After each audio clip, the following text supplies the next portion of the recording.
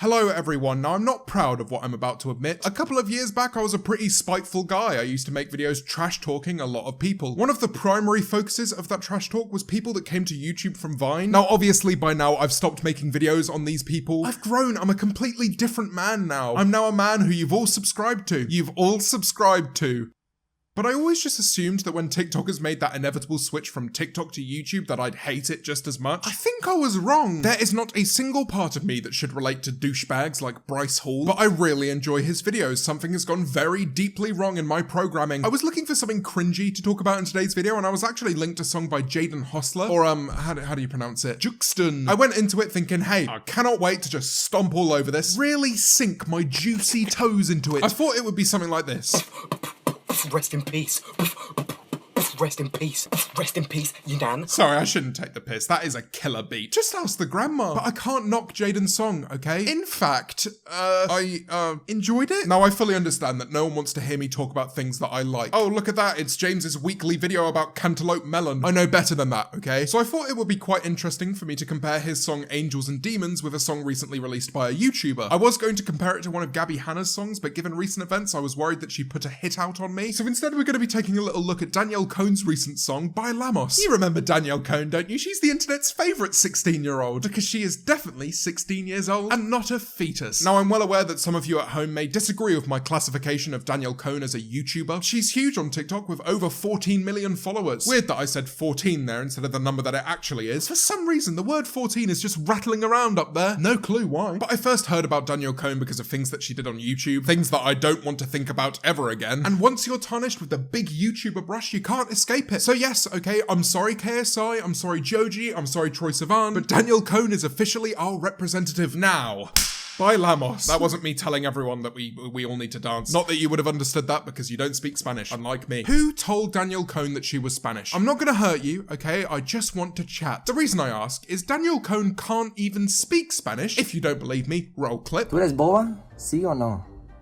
Willie, I don't understand. Now, does this stop her from making multiple songs in Spanish? Why would it? Maybe she's trying to reach a new untapped audience of people who don't know that she's lying about her age. Sorry, she's not lying. Please don't sue me. A new untapped audience that don't know that she's allegedly lying about her age. Maybe she sings in Spanish so people like me don't make videos on her. Or maybe she's well aware of the fact that I'm trilingual and that me making this video will boost this song. Regardless, let's just get right into it. They call me dangerous, cause I'm a pretty rowlet. Can I just say, I like the kind of vibe this music video's gone for. It hits me of somewhat of a, oh, mum, can we get Shakira tonight? Don't worry, son, we've got Shakira at home. Shakira at home if she was 14 and not a musician. They call me dangerous, cause I'm a pretty rowlet. Okay, so to be completely honest here, I didn't understand what she said there, so I got up the lyrics. This is genius, by the way. They don't even know what she said, cause like that, that has to be up there with my favourite lyrics.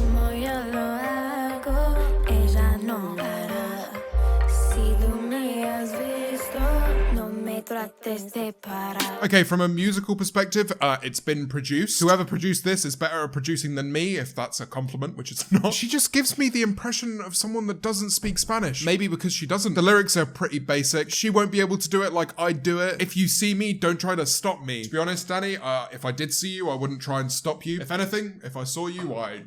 Whoop, time to get out of here. I don't know, I feel like this genre of music was very overdone in like 2017. If this is the genre of music that she likes, then I can totally understand her making music in this genre. But if she's doing it for views, I feel like it's very overdone. I feel like people are getting a bit tired of it.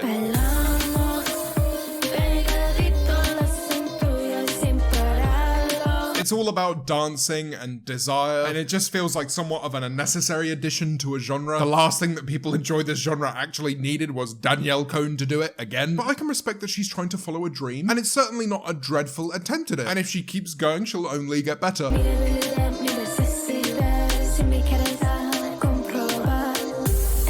This part was a bit confusing for me again lyrically, and apparently it was confusing for Genius as well. It's kind of funny the way they put it. They put a little question mark again after "you need me," as if to say like, come on Danielle, yeah, you're underage, no one needs you, alright? Also, laughter.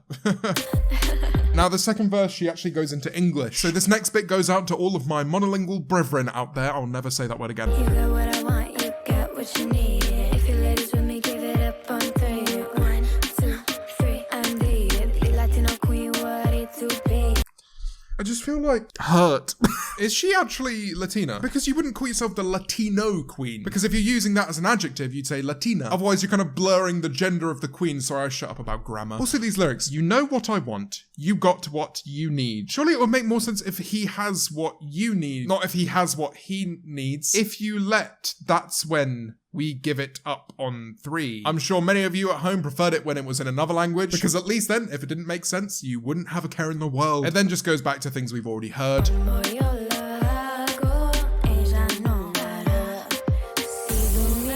Wait, no, did that van say Rubicon on it? But what about Bang Energy, Danielle? The big crocodile Bang Energy CEO is going to be fuming. Today we're going to talk about something called mTOR. I'm going to go ahead and say that's more than enough of this. There was one bit which was kind of a cool shot. Hold on. Oh, the music video is not shot badly. I think it's quite a cool looking music video. It doesn't help that it's just a 14-year-old dancing in a fucking desert, but I wouldn't say it's dreadful. It's better than the music video for Slow Down because we didn't have a budget for one. But now we're going to move it on to Jaden Hostler. Now, I enjoyed this song. I don't think it's really my genre of music, but that didn't stop me from thinking it was good. So I'm excited to see what all of you at home think. Fair warning, Jaden, if you're watching this, you're not watching this, it would be wrong of me to just go, hey, haha, this is sick. I like this. I'm going to take the piss because it's my job, and quite frankly, I enjoy doing it. I love that kind of style there. That kind of like aged vintage yellow and red. Big fan of that. Big fan of that style. The rest of the music video though doesn't really follow in its footsteps. I'll show you what I mean. Two-face, yeah. Black, white, left, right, yeah. Up, down, all night, yeah. See, I quite like that. It's got kind of a grungy, guitar-y feel to it. A really hard-hitting kick in the second half of that verse. It's got oomph. It's got a very good emo rap vibe to it. And I can really vibe with that. Me, 23-year-old Jimbo Mazza that makes commentary videos from his living room. I've caught your vibe, Juxton. Now the lyrics. Two-face, yeah. Black, white, left, right, yeah. Up, down, all night, yeah. Can't escape it ever. I got no issue with those. To be honest, if you were to go in depth on people's lyrics, I think it's very easy to nitpick. Now, Danielle Cohn's just didn't make sense at times, and I think that warrants criticism, but as an artist, everyone's lyrics are going to be different. Some are going to be a bit more basic. I think these are vague, but he's definitely applied his own story to them, and now other people can relate to them in a way that they want to, and that's definitely the kind of thing his audience wants. I'm not a big fan of I don't feel the same on a trip, no train. That metaphor's a bit obvious, but it rhymes and it sounds good in the song. It wasn't particularly jarring for me, so I'm alright with it. See, I think this is pretty good. Am I wrong? Am I really wrong? Again, with the lyrics, so fuck me like a rock star. Are you saying the person fucking you is the rock star? Are you saying you're the rock star? How is fucking a rock star any different? I thought it's just like rock stars fuck a lot of people. But he's saying like catch my vibe, maybe an STD in the process. It's a bit cheesy, but I've got no issue with it. One thing I do want to say is the music video. Right, I found out about this song through a lyric video. Look how cool this lyric video looks. I may be speaking like a 14-year-old Tumblr girl right now, but allow me. This suits the vibe of the song. It's very monotonous in its colors, but that really works, like that red, black, gray, and white. It suits the song a lot. So when I did watch the music video and I saw a man frolicking around in a field, I mean, it's not even a very interesting looking field. I can really see a future in music for this guy, so hopefully his later projects have better music videos. That being said, the second half of the music video is better. I just feel like there's a better set than a field. Everybody said that I'm falling. Take another line, I'm calling. I'm so sick of the nonsense. I'ma dive into the mosh pit. They really seem to enjoy that one. See, these vocals really remind me of Chase Atlantic, and I love Chase Atlantic. I'm a 14-year-old girl, just slice up the 1975 and Chase Atlantic for me, please. I like the oomph in the fourth line there. I'ma dive into the mosh pit. But singing about how you're gonna dive into a mosh pit, after a line about how you're falling and doing lines in the process, you chose the one about a mosh pit as the cool line.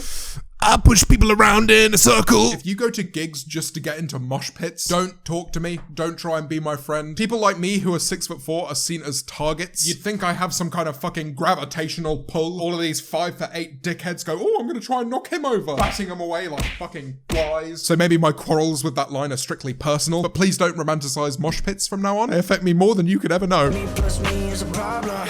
One gunshot could solve it. See, as you can tell, it's a very dark vibe, one that I'm sure many of my audience don't relate to, neither do I really. But you got to think about that dark e-boy aesthetic that a lot of people are into these days. Sorry for completely nabbing the term e-boy, by the way, but do go and subscribe to the e-boys because we're almost at 1 million subscribers. But this kind of song for the audience that he already had, it's just perfect. He's done it so well. And then you can compare that back to Danielle Cohn, who made Despacito 57 in 2020. Like, you guys are on the same platform. It's clear to see that Jaden is either just more clear clued into music generally, or he's smarter with his genre choice. I don't know, I just feel like a lot more thought has gone into this, and I can really appreciate that.